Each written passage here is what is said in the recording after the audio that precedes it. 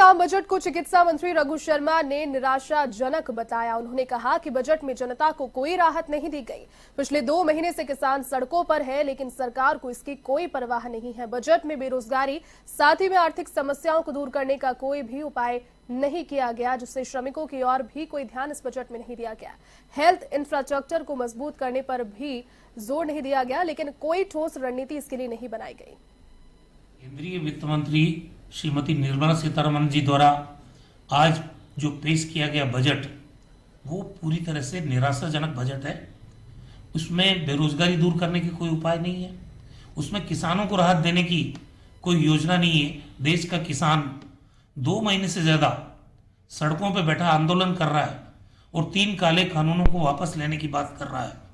देश के किसान को इग्नोर किया गया है और जो श्रमिक है, जो बहुत बड़ी संख्या में है, उन श्रमिकों के जीवन में कैसे बेहतरी आए, उसके कोई उपाय इसमें नहीं है।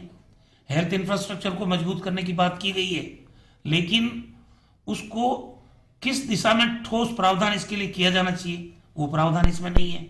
आप देखिए कि पेट्रोल और डीजल में जिस ढंग से बेतहाशा वृद्धि हुई है, आज ऑटोमोबाइल पार्ट जो है उनको और महंगा कर दिया। जब ट्रांसपोर्टेशन महंगा होगा, पेट्रोल डीजल महंगे होंगे, देश में महंगाई बढ़ेगी। महंगाई को कम करने का उपाय नहीं है तो आम आदमी की कमर तोड़ने वाला बजट है कि नहीं है, ये बताओ। प्रधानमंत्री जी ने हेल्थ सेक्टर के लिए कितना बड़ा अमाउंट घोषित किया था, उसका रिफ्लेक्शन इस बजट में नजर आता नहीं है। अब 35,000 करोड़ रुपए आपने वैक्सीनेशन के लिए तय किए हैं। देश की पूरी 135 करोड़ की आबादी, उसको निःशुल्क वैक्सीन देने का सवाल है। भारत सरकार को ये बीड़ा उठाना पड़ेगा, क्योंकि राज्यों की आर्थिक स्थिति ठीक नहीं है। अधिकांश राज्यों ने ये मांग की है कि वैक्सीनेशन का टोटल खर्चा भारत सरकार उठाए। क्या 35,000 करोड़ में सारा वैक्सीनेशन हो जाएगा देश के लोगों का? कई सवाल ये बजट छोड़ रहा है।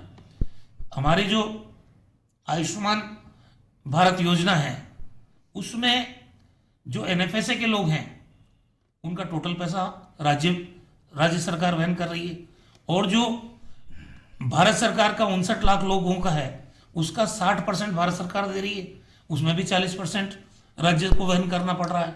हमारी मांग ये है कि हम लोग अभी वास्तविकता में 78% पैसा राज्य वहन कर रहे हैं, जबकि भारत सरकार को इसका 90%, चाहे वो खाद्य सुरक्षा से जुड़े हुए लोग हैं, चाहे भारत सरकार के जो आयुष्मान भारत योजना के अंतर्गत जो सोशियो इकोनॉमिक जो जनगणना है उनके लोग हैं, सभी का 90% खर्चा भारत सरकार को उठाना चाहिए। 10% राज्य वहन करें, क्योंकि राज्यों की वित्तीय स्थिति ठीक नहीं है। अब इसी तरह से आयकर में कोई छूट नहीं दी गई है कोई और।